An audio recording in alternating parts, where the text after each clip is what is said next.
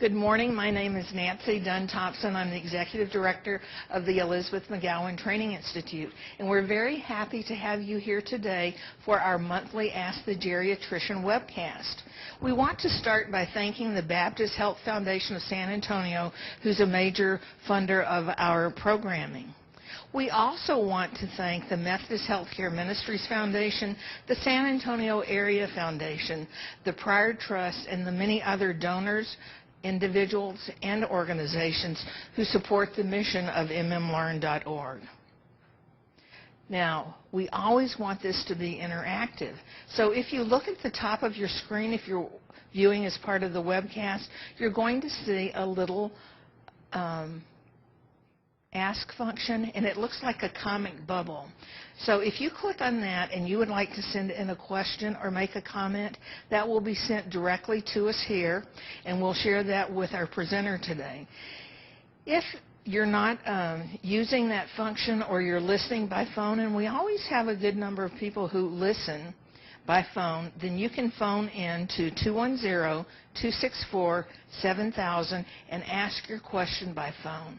At the end of the webcast, we're going to take probably 10 or 15 minutes to answer any of your questions. Well, we have a very special guest with us today. His name is Dr. George Rapier. He is a geriatrician, and he's also the CEO of WellMed in San Antonio. Very well known for the important work that he does in prevention and keeping seniors and others healthy. I can speak about one of my friends, Sister Mary Jo Swift, who goes to the Elvira Cisneros Center on the south side of San Antonio, which is a gift of WellMed to the people of San Antonio. She tells me it's the greatest place in San Antonio for exercise. And I think it probably is, because if you look at her, I'm not going to give away her age, but I'm going to say that she would use a geriatrician. And she goes there on a weekly basis. It's a wonderful place. And the other thing I'd like to say about Dr. Rapier is that we'd all like for our doctors to look at prevention and to do things before we get ill. The other thing that he's been very generous in doing is doing wonderful things in San Antonio in Texas as a philanthropist. So he's well known not only here, but I know in many, many other parts of the state of Texas. The topic today is sugar and spice, not everything's a vice. If you listened to any of the news last week, you heard that diabetes is rampant in the United States, and the rate is going to triple by 2050. What we want to do is change that prediction. The most at-risk group are older adults, and we have an expert today who's going to tell us how to manage diabetes and what to do to keep that under control. So please help me welcome Dr. George Rapier.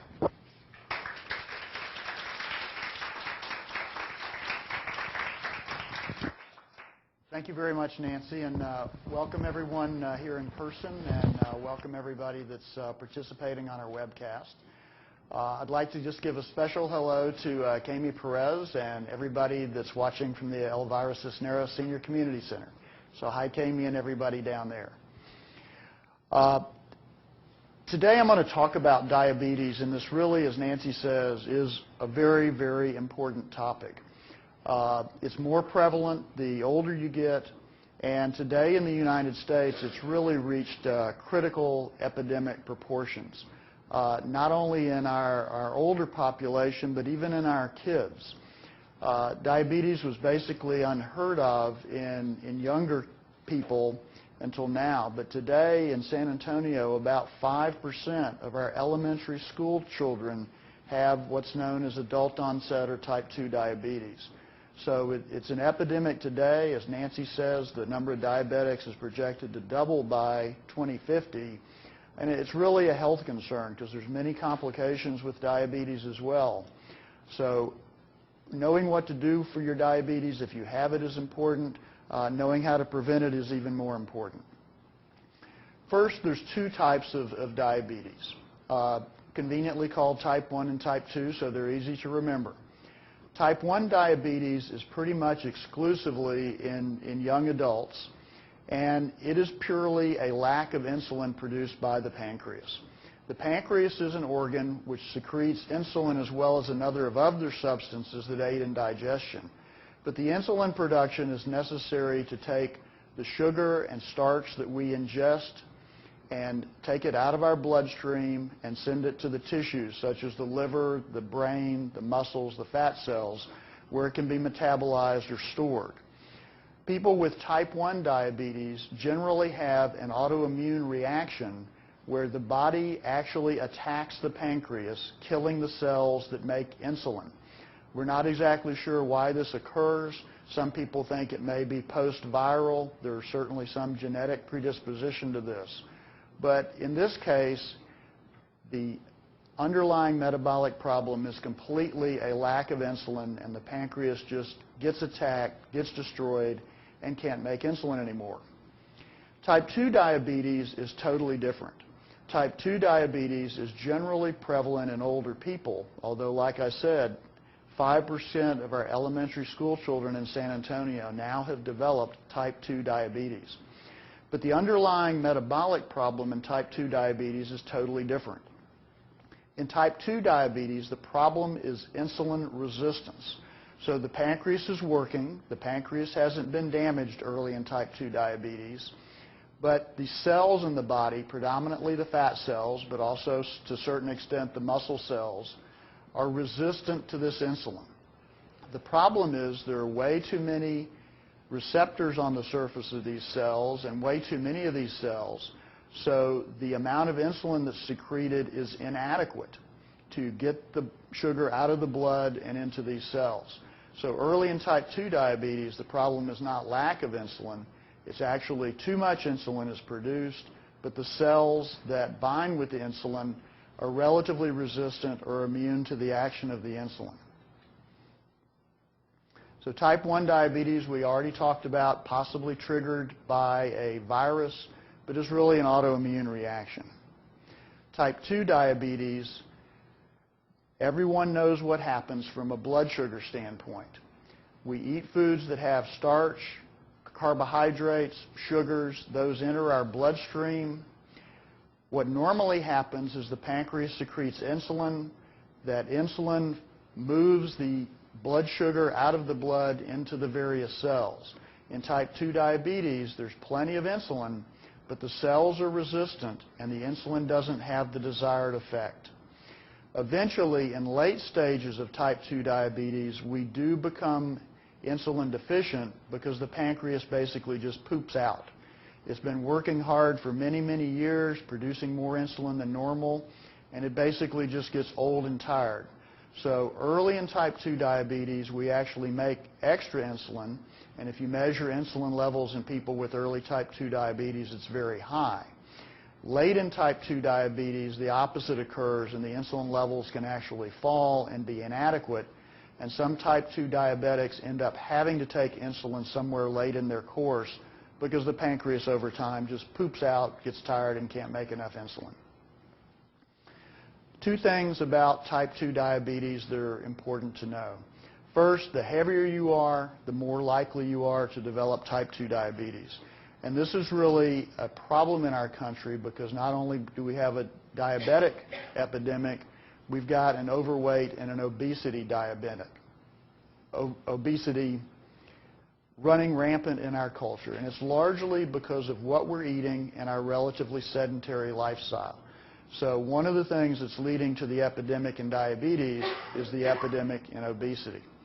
The other thing in diabetes is it runs in families. So if you have someone in your family that's diabetic, a sibling, a parent, an aunt, or an uncle, unfortunately, you're more likely to develop type 2 diabetes yourself. Again, certain populations are also prone to diabetes. The Pima Indians, who are a Western Indian tribe, are very, very susceptible to diabetes. Most people of Hispanic heritage are also more susceptible to diabetes and have a higher family incidence. So having a certain genetic predisposition can make you more likely to have diabetes, and the heavier you are, the more weight you carry around, also predisposes you to diabetes. We're going to talk a lot about foods and how these affect you And some of this is going to get pretty technical, but I'll go slowly and we'll try to explain this in depth. There are three main food categories: carbohydrates, fats, and proteins. And for the diabetic, what you need to know and understand very intimately is carbohydrates and how they work, because that's really what affects your blood sugar. It also affects your weight, and it affects the interaction of insulin. So carbohydrates, let's spend a minute here. All carbohydrates are ultimately a type of sugar. So let's talk about the types of sugars. The first is fructose, which is fruit sugar. If you eat any fruit, be that a banana, an apple, an orange, a pear, a grapefruit, or watermelon, the sugar in that fruit is called fructose. Sucrose is the next most common sugar, and it's just plain old table sugar. It's derived from a number of sources and then refined. So cane sugar is probably the most common. You take sugar cane, break it down, extract the juice, solidify it, and then refine it, and that becomes table sugar. Any of these sugars, the fructose or the sucrose, when you eat them, they go into your intestine and are absorbed, but they are then broken down in the intestine and converted to glucose, which is the sugar that circulates in your blood. So no matter whether you're eating table sugar, putting it in your coffee or tea or whatever, or you're eating fruits, both of those sugars are then broken down and converted to glucose for absorption, and that's what circulates in your blood. Any starches work the same way. Starches are nothing more than very complex sugars all stuck together. So they're a complex group of sugar molecules stuck together. So the starches, be that in potato, in bread, in rice, in a tortilla, anything that has a starch in it or a carbohydrate, you ingest it, the stomach helps digest it, it is then absorbed into the body as glucose, the circulating blood sugar as well. So it doesn't matter if it's a fruit sugar, a table sugar, or a starch from a potato or rice or bread. All of those enter your body in the same way and become glucose and circulate in your blood. This is a slide on what happens with carbohydrate metabolism and how it goes from something you eat to how it ends up in your blood and then what your body does with it. So all of the sugars and starches you eat, as I said, go into your stomach. The stomach breaks them down, helps digest them. They go into the small intestine, and then they're absorbed in the body as glucose, the blood sugar. The insulin, which is the little green box, then acts on that glucose that's circulating in the blood. And what it does, it hooks up to a number of different cells, predominantly fat cells and muscle cells, and helps transport the glucose inside into the cell. So the insulin sort of acts as a little key that goes to the cell. We'll use the fat cell as an example. Puts the key in the lock, opens the lock, and that allows glucose to enter the fat cell. The same thing in the muscle cell. So the insulin is basically the key that unlocks the fat cell or the muscle cell and lets the blood sugar, glucose, go into that cell. Then two different things happen depending on what type of cell it enters. If it enters a fat cell, that sugar is then metabolized and converted to fat. Okay? It's taken as from a sugar or carbohydrate. The enzymes in the cell act on it and convert it to fat. If it goes into a muscle cell, it's converted to a carbohydrate storage form called glycogen. Okay? So different things happen whether it's a fat cell or a muscle cell. Some cells the glucose goes into and is immediately used as energy, like a brain cell. The brain has to have glucose to function. Insulin is not required to enter the brain. It flows across the brain barrier and then acts as an energy source. But from a storage standpoint, the blood sugar glucose is stored in a fat cell, either as fat, or it's stored in muscle cells as glycogen.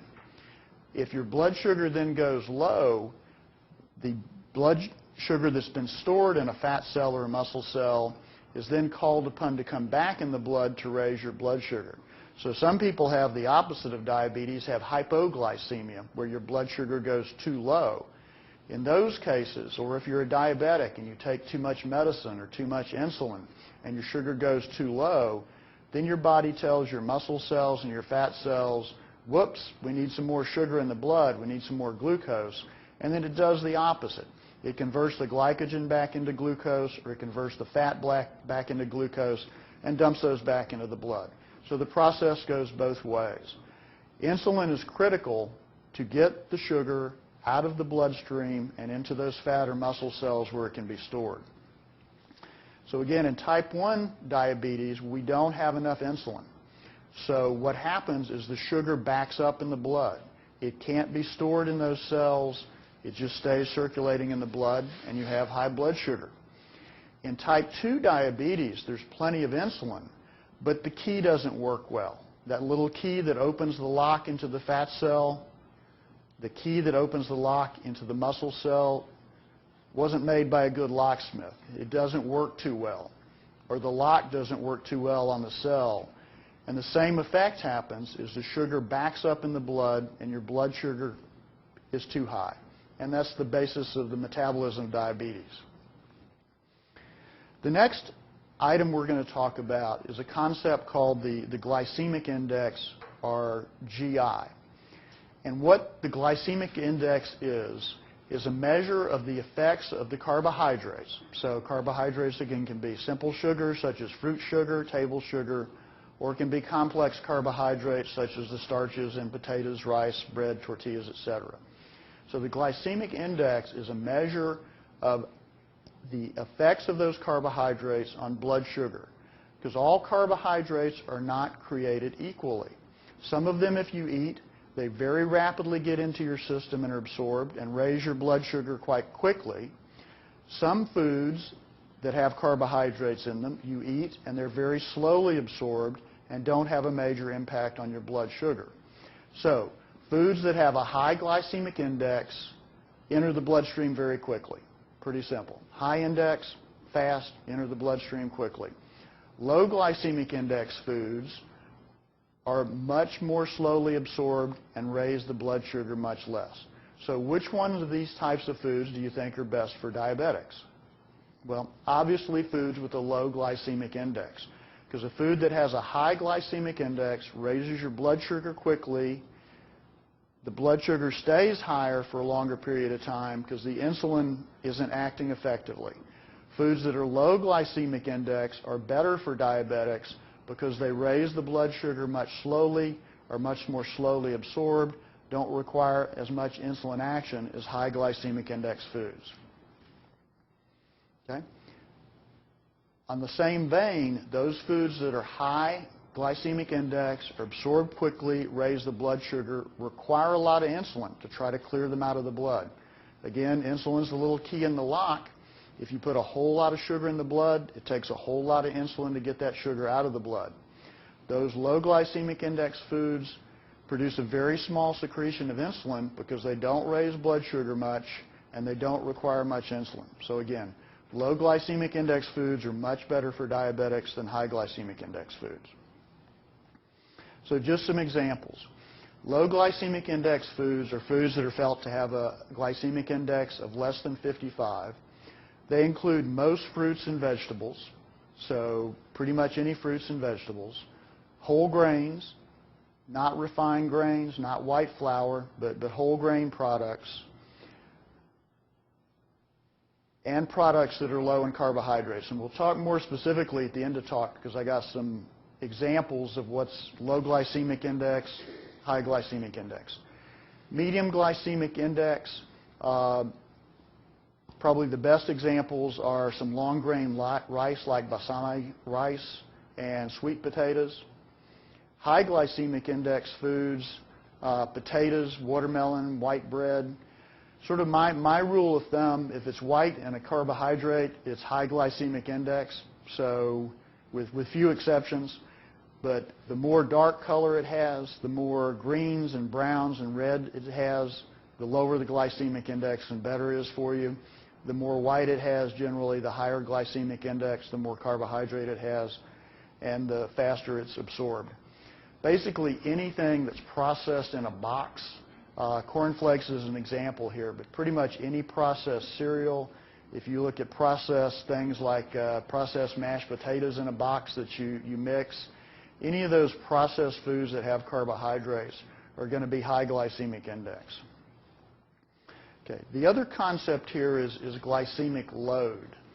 And the idea here, it's really a ranking system that goes along with the glycemic index, but it looks at the total content of the sugars and starches in the food. So for example, if you have a high glycemic index food, but you only eat a little of it, or it's got an overall very low starch or sugar percentage, that will have a low glycemic load and still will be okay for you. Okay, and I'll give you some examples here. Okay, white bread by definition is a glycemic load of 100 and a glycemic index of 100. Okay, that's just the standard they use is plain white bread. So the glycemic index of white bread is 100. The glycemic load is 100. A banana ends up with a glycemic load of about 85, so better than white bread. Carrots. You know, everybody says, well, carrots are sweet, they have a lot of sugar in them. Well, carrots are sweet, and they do have a fairly high glycemic index of 70, but only 6% of the carrot by weight is carbohydrate, is sugar, so the glycemic load is 21, which is incredibly low. So if you're a diabetic and ate nothing but carrots all day, you'd basically be impossible to raise your blood sugar because it's got such a low glycemic load. Some other common things in San Antonio, tortillas are very popular. A flour tortilla is essentially the same as white bread. It's just flat instead of puffed up. It has a glycemic load of 100. A corn tortilla is a little better. It's got a glycemic load of 87, but still pretty high. A potato has a glycemic load of almost 250.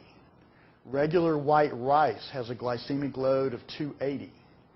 And believe it or not, watermelon is not bad. Watermelon has a glycemic load of 50. Again, the sugar in the watermelon has a high glycemic index, but sugar makes up only 5% of the weight of the watermelon. So you can actually eat a fair amount of watermelon and not end up with a huge load of sugar in your bloodstream. Okay? So that's the concept of glycemic load. And it's really how fast the carbohydrate and starch is that absorbed from a given food, but also how much of that starch is in the given food. Okay.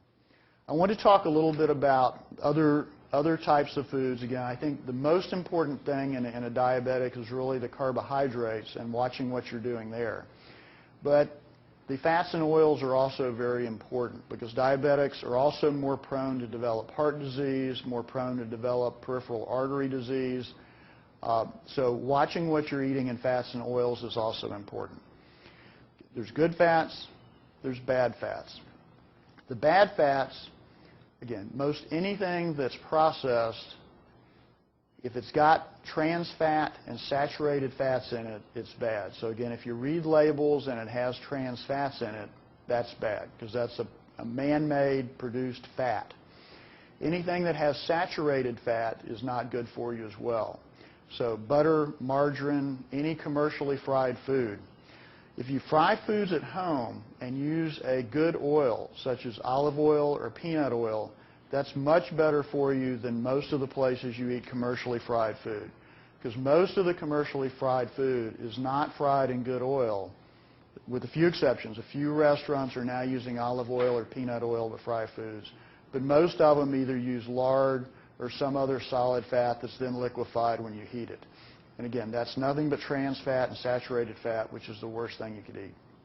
Also, red meat is very high in saturated fat. So the less fat in your meat is better for you.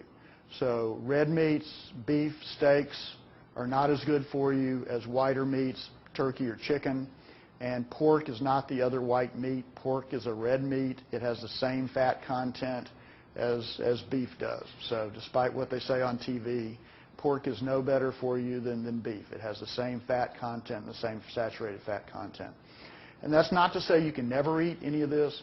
It's just cut down on those things that have the bad fats, and let's look at the things that have good fats. So what are some good fats?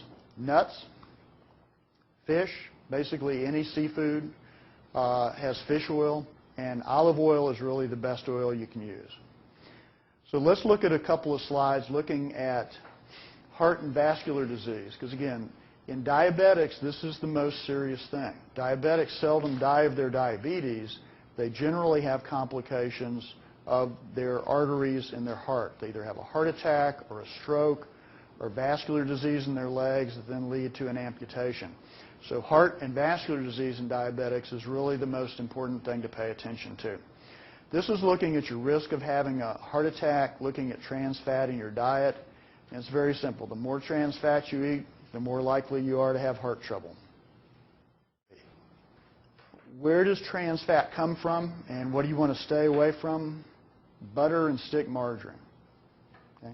The only product that I recommend that looks and tastes like butter are, there's a couple of brands, but they're not butter. Okay? So I probably would better not to mention brand names, but some of the products that are very low in fat, that are not a butter-derived product, are actually okay from you. But the regular butter and the regular stick margarine are full of trans fat. Already mentioned commercially fried food. Most restaurants frying something you don't want to really eat, and if you looked at it in the kitchen, you'd probably be disgusted. So again, a few restaurants are different, but if you're going to eat fried food, ask them what they're frying their food in. Partially hydrogenated vegetable oil or lard are really what most restaurants use. I've already mentioned red meats. The less red meat you can eat, the better. More chicken, more turkey, more fish. Okay. This is just a study that was done on nuts. And many people have the conception that nuts are bad for you. They're fattening or they're oily. Well, they are a little fattening, and you don't want to eat a pound of nuts a day. And they are oily, but the oil in nuts is good oil. And again, this is a study looking at heart disease in people that eat nuts. And the long and the short of it is the more times a week you eat nuts, and this is like, a small handful of nuts, not a pound of nuts. A couple of ounces, 2 to 3 ounces of nuts. Those people that eat nuts 5 or more times a week have half the risk of heart disease of those that eat less than once a week. So all that's saying is that most of the nuts that you can buy in the store are good for you. Again, looking at the types of nuts and what's in them and what the best oils are, basically any nut you can buy in the store is going to be okay, as long as it's not fried. Again, you can buy regular roasted peanuts, and you can buy these honey roasted peanuts. Well, the regular roasted peanuts are fine. The honey roasted peanuts have sugar coating and are fried. So they took something that was relatively good for you and made it incredibly bad for you, because now it's fried plus it has sugar coated on it.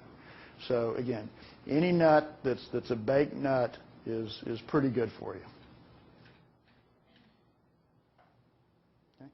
This is a chart that's showing you fish consumption and what fish does for you.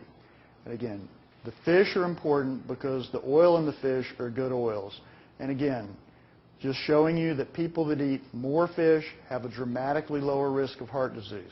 Again, people that eat fish 3 to 5 times per week have half the risk of heart disease compared to people who don't ever eat fish. The best fish from an oil standpoint are actually cold, deep water fish like mackerel, salmon, cod. The farm-raised fish like catfish, although they're much better for you than beef, are not as good as those deep water, cold water fish. Okay. So how do we stay healthy in diabetes? These are the 4 key things that are really important. First, you got to get some exercise. Secondly, you got to control your blood pressure. Thirdly, control your cholesterol. And fourthly, control your blood sugar. But truly, the first three things are as or more important than controlling your blood pressure. And many diabetics just think about their blood sugar. They check their blood sugar a couple of times a day. They watch what they eat. But they don't exercise. They don't control their blood pressure. They don't control their cholesterol. Those three things are equally or more important than blood sugar. I'm not saying controlling blood sugar isn't important, because it is very important. But those other three things are actually more important. So exercising, what should you do? 2 to 3 times a week, at least. 4 is better than 3, 5 is better than 4. But at least 2 to 3 times a week, exercise for at least 30 minutes. And this is moderate exercise. You don't need to go to the gym and lift 300 pounds. If you walk at a reasonable pace, if you like a stationary bike, if you like a treadmill, if you do like lifting moderate to light amounts of weight, all those are good. 2 to 3 times a week at least, moderate exercise really makes a dramatic difference. Blood pressure. Critical to prevent damage to your kidneys, your heart, and your brain. Most of the damage, you probably have heard of diabetics who go into kidney failure that have to go on dialysis. You've heard of diabetics that have strokes from high blood pressure. Controlling your blood pressure at or below 130/80 is really very important in diabetes because it protects your kidneys, dramatically lowers the risk of you having kidney failure and having to go on diabetes. It lowers the risk of heart disease and heart attack, and dramatically lowers the risk of a stroke from high blood pressure. So 130/80, again, if it's 132/84, that's fine, okay? But somewhere in the 130/80 range is really preferred, and that will protect your kidneys, your heart, and your brain. Control your cholesterol. Again, I've stated earlier that the biggest complication in people with diabetes is heart and vascular disease. That's what kills diabetics, is heart attacks, is vascular disease leading to amputation. These are recommended numbers. For the LDL, which is the bad cholesterol, we recommend it be at or below 100, preferably below 70. And pretty much nobody can get to that by diet alone. Even the most strict diets are probably not going to get you in the 70 range. So most people with diabetes probably need to be treated with medicine for their cholesterol. It's much more important to control the cholesterol in diabetics than it is in someone without diabetes, because a diabetic's risk of having a heart attack or having a stroke from high cholesterol is over twice what a person without diabetes. So much more important to make sure the cholesterol is well controlled. So I recommend everybody with diabetes control their LDL, their bad cholesterol, below 70. HDL is the good cholesterol. Again, there are now medicines available to help raise your good cholesterol. So the higher your HDL, the better. In generally, we like to see that above 40, but basically the higher the better. I've seen people with HDLs of 60, 70, the higher the better, because that protects you against vascular disease. Triglycerides, which is another fat, is also a risk factor for heart disease. Want to try to keep that below 150. Triglyceride is really mostly controlled by diet. If you eat the right type of carbohydrates in the right amounts, your triglycerides in most people will go down and be below 150. So protecting your heart, protecting your circulation, really is all about controlling your cholesterol. So LDL, preferably below 70, HDL, 40 or above, and triglycerides below 150 will give you that protection. Okay, your blood sugar and proper diet. We've talked about some of the things that you should be and shouldn't eat. We've talked about glycemic index, glycemic load.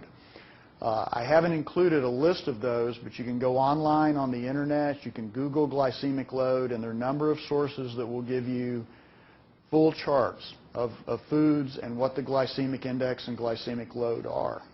So eating the proper diet, eating a diet that's lowering calories and lowering glycemic load is really the preferred diet. along with a low-fat diet without trans fats and without fried foods, etc. Secondly, proper exercise, 2 to 3 times a week, at least 30 minutes. Many times medication is necessary to control your blood sugar. Again, it depends on what stage of diabetes you've had, how long you've had it. Sometimes early just diet and exercise can control your blood sugar. But many people with type 2 diabetes end up taking medication. Again, early on, there are a number of oral diabetic medications you can take that may be adequate. Later in the course of type 2 diabetes, you may need to take insulin shots.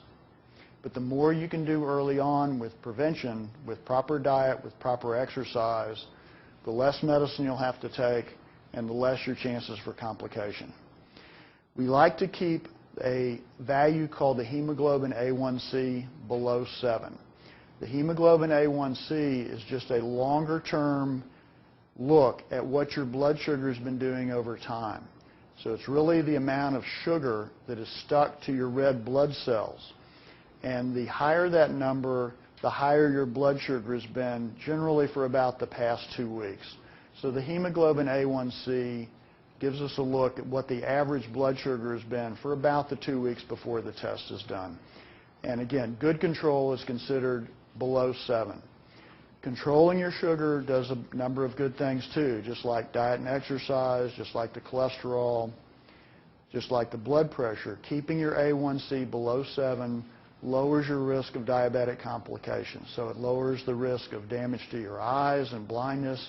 It lowers the risk of neuropathy and also helps protect your heart and your vascular system, keeping it below 7. Okay. Let me switch to our show and tell here because I've brought a number of items to talk about. Just to give you some examples of things you can do and dietary changes you can make. I think first and foremost, you should go online. You should look up glycemic load and get a list of glycemic load values for all the different foods you can eat and tend to those foods with a low glycemic load. Secondly, you need to look at the calorie content of those foods as well and the fat content, staying as low a calorie as you can and as low a fat content as you can. But let me give you some examples here, just looking at options you can do in your daily life that really make a huge amount of difference. So we're going to actually use one trademark food here. So everybody probably recognizes this guy, right? This is a small order of French fries. We'll take them out. I don't think anybody's going to eat these because we bought them last night, and they're kind of... But anyway, that's a small order of fries from a well-known company. This little order of fries has about 250 calories and about 11 grams of fat. Just for reference, from a weight standpoint, 3,000 calories equals a pound. So if you reduce your intake and cut out 3,000 calories, you'll lose a pound. If you exercise 3,000 calories, you'll lose a pound. If you eat an extra 3,000 calories, you'll gain a pound. So this little guy is 250 calories. Okay, so we're going to move him up there. And we're going to put this guy down here. That's a sweet potato. Okay? The sweet potato, if you look just volume-wise, has about twice as much volume as this order of French fries. If you take this sweet potato and take the skin off and slice it up like French fries and bake it, they're delicious. The sweet potato, twice the volume, will have half the calories. We'll have about 130 calories and we'll have 0 fat, absolutely 0. And if you've tried this making baked sweet potato fries, they're really very, very good. They're actually much tastier than the store-bought fried potato fries. So little thing, half the calories, no fat, they taste better. Okay. So everybody wants ketchup on their fries, right? So there's 2 bottles of ketchup. Keep turning them upside down. There we go. Okay. So the standard ketchup on the left and a reduced sugar ketchup on the right. And you say, well, no big deal. I look on the back, and this regular ketchup, well, it's not bad. You know, a tablespoon has 20 calories and 5 carbohydrates. Well, who eats a tablespoon of ketchup on their fries? I don't know how much you use, but it's a whole lot more than a tablespoon. It's like maybe 10 or 20 tablespoons, because I really like to dip the fries in it. So we're going to make sweet potato fries. The whole sweet potato has 130 calories. But we're going to use this guy over here, because this reduced sugar ketchup, instead of having 20 calories per tablespoon, has 5. So it has 1/4 of the carbohydrate of this guy. So we've reduced about 100 calories by eating our sweet potato, and we've reduced another 100 calories by using the low-carb reduced sugar ketchup. And both of these are available at pretty much any standard grocery store. So we switched our ketchup, we switched our fries. Let's talk about bread. Okay. Standard white bread up here. So standard white bread, and we'll give a tortilla example in just a minute. And this isn't dramatic, but it's sort of every little bit helps. Standard white bread, one slice has about 70 calories, so what you use in a sandwich, if you eat one sandwich, is about 150. This bread has about 50, and you can actually buy whole wheat, low-carb bread that's even lower. They now make it down as low as about 35 calories. So by just switching bread, you can cut your calories and your carbohydrates about in half. So again, not dramatic, but every little thing you do will help.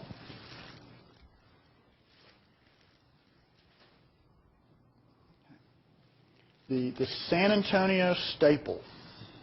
Okay? If you live in San Antonio and don't have breakfast tacos, there's probably something wrong with you. So, tortillas. Over here, I've got regular tortillas. Over here, I have what's called carb-balanced tortillas. And these are a given brand, but a number of other companies make low-carb tortillas. So, just example, the standard regular tortilla has 110 calories, about 18 grams of carbohydrate. The low-carb tortillas, and if you look at them, you know, they look pretty much the same, and they really do taste the same. It's not like you're eating a piece of cardboard. These actually taste, you know, like the regular tortilla you're used to eating. It's not as good as the one as Mama makes at home, but if they're store-bought tortillas, they taste about the same. The low-carb tortilla has 80 calories versus 110 and has about 30% less carbs, has 12 carbs. So again, not huge, but every little bit helps. So if you eat 2 breakfast tacos every day, you'll be cutting out about 100 calories a day just by switching to the low-carb tortillas, which in a month is a pound. And all these little things add up. So you now want some snack food. Okay? And you just love potato chips. So we've got sort of 2 varieties of potato chips here. We got the regular potato chips on the right, which are, and I picked this brand, but they can be potato chips, they can be Doritos, they can be Fritos. They all are pretty much the same as far as fat and calorie content. So the potato chips, a regular one, this little bag, and eating that one little bag is not very satisfying, but that one little bag, nobody can eat one little bag, has 150 calories, 150 calories in the little bag, and 10 grams of fat. This one here, which is called light, okay? And be careful because they're tricky. These are light. There's another one that says light salt. The light salt ones are not light. They're just light and salt. These are light, and as you see, they say fat-free, okay? Fat-free. So they have no absorbable fat. These are about half the calories, okay? So these are about 150 calories and 10 grams of fat. These are about 70 calories for the same size serving with no fat. So again, just switching from a regular potato chip. And again, there are other brands that are fat-free. Some companies make baked potato chips. a number of them that make something that doesn't have absorbable fat in it. So, and if you taste these, they actually taste okay. So they're actually a satisfying snack. Okay. Have some people that maybe like Italian food. Let's look at spaghetti. So I put in regular spaghetti and whole wheat spaghetti. These two have exactly the same calories, exactly the same amount of carbohydrates. Okay? The difference, though, is the whole wheat has more fiber. It has a lower glycemic load because it's absorbed slower. Okay? So even though the calories are the same, you don't save any calories with either of these. So they both have, a serving has about 200 calories, has about 40 grams of carbohydrate. The whole wheat is better for you than the regular. But we're going to push those out of the way and show you something else. What's that funny looking guy? Doesn't look like spaghetti, does it? That's a spaghetti squash. And I don't know how many of you have had these. I mean, you all know squash, you all know zucchini, you've cooked that. This is a spaghetti squash. If you slice it in half and cook it like you do a normal squash, and you can bake it, you can broil it, you can boil it, and then you take a fork and you scrape it out, it comes out and it looks like spaghetti. It comes out in these long strands that looks like spaghetti. And it doesn't taste exactly like spaghetti, but it's got a little more nutty flavor. It's got a little more vegetable flavor than spaghetti does. But it's really, really good.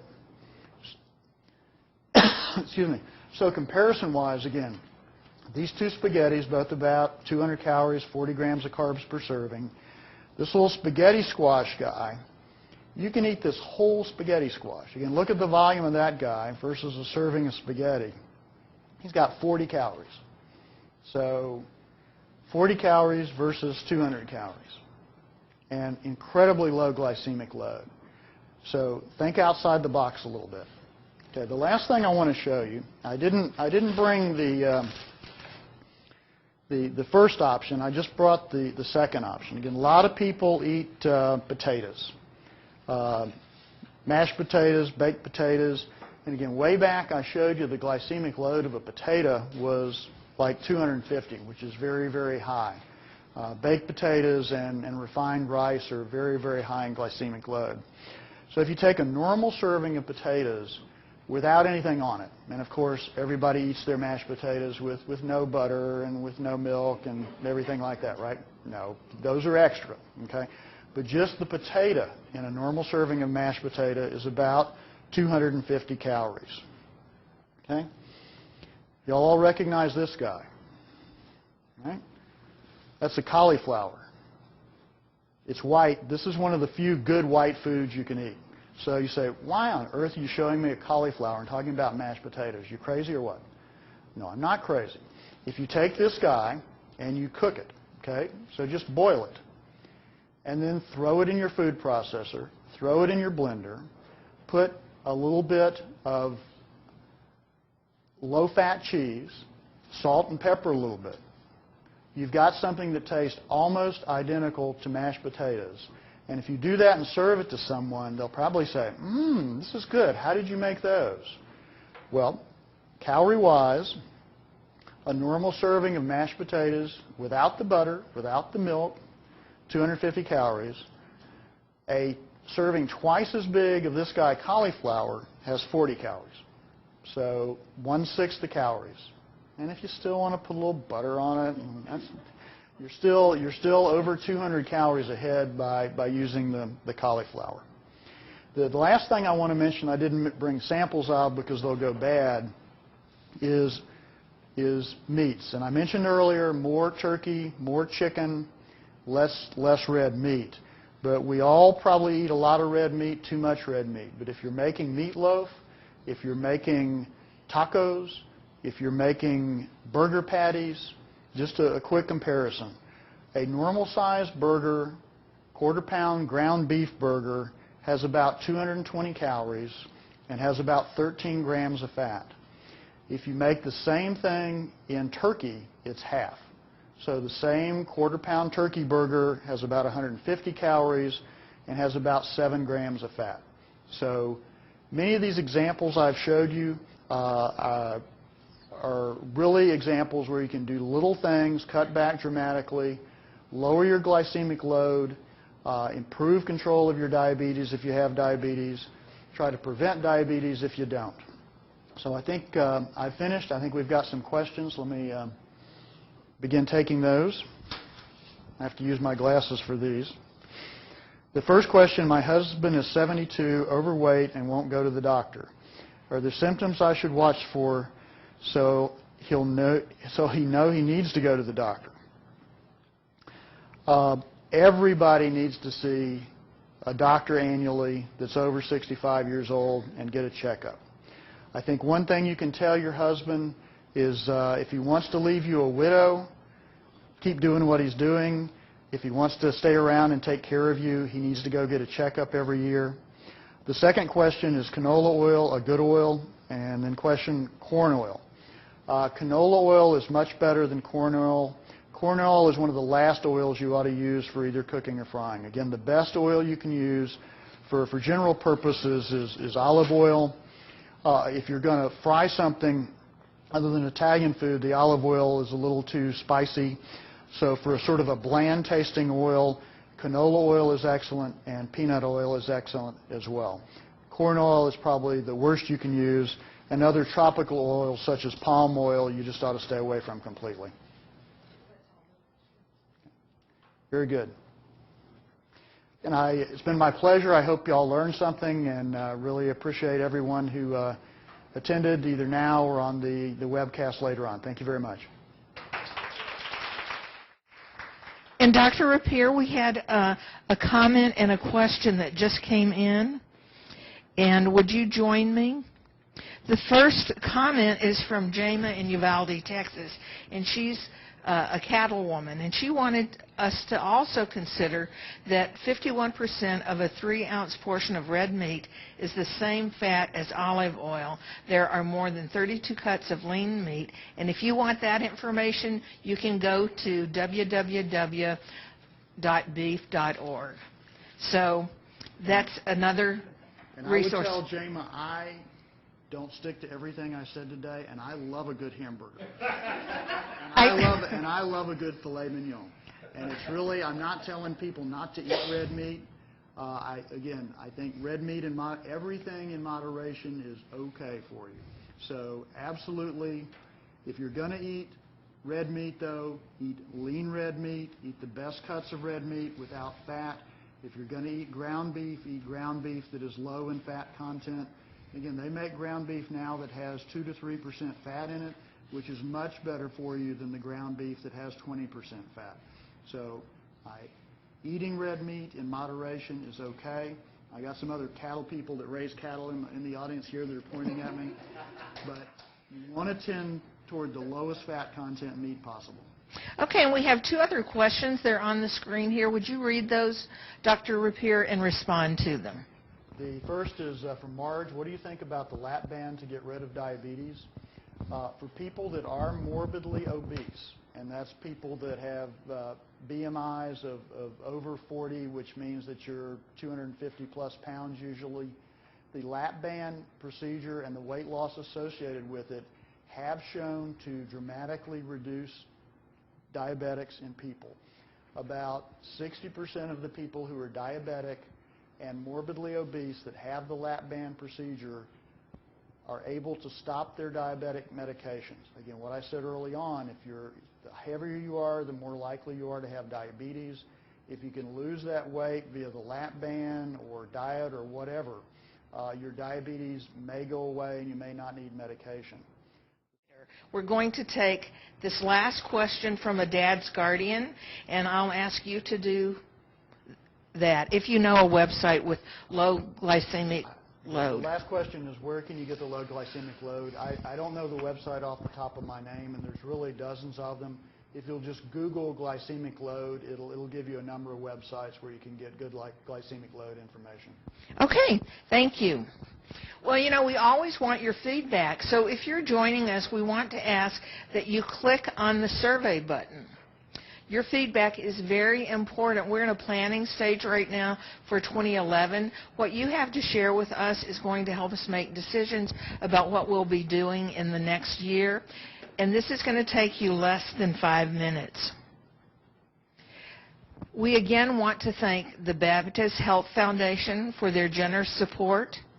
We also want to thank the Methodist Healthcare Ministries, the San Antonio Area Foundation, Prior Trust, and the many other individuals and organizations that make Ask the Geriatrician possible. It was great to have Dr. Rapier with us today. I'm sure that we'll have other opportunities in the future to hear from him and learn from his colleagues. In fact, we have another geriatrician who will be joining us in November about a really important topic, and that's making decisions about long-term care for our aging parents or for our aging friends, an aging spouse. So we hope that you will join us for that one. I also wanted to just add a couple of other videos that you might want to watch. You may want to watch the series that Dr.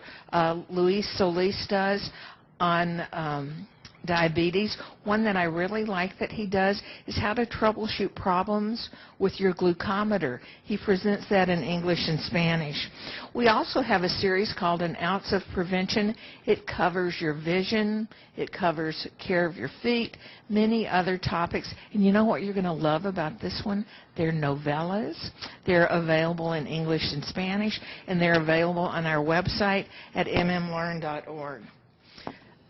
Again, we want to thank you for being part of this webcast, and as always, we want to remind you that the purpose of education is not knowledge, but it's action. So we hope that today you take what you've learned from Dr. Rapier and put it into action in your life, and hopefully share this information with other people. Thank you.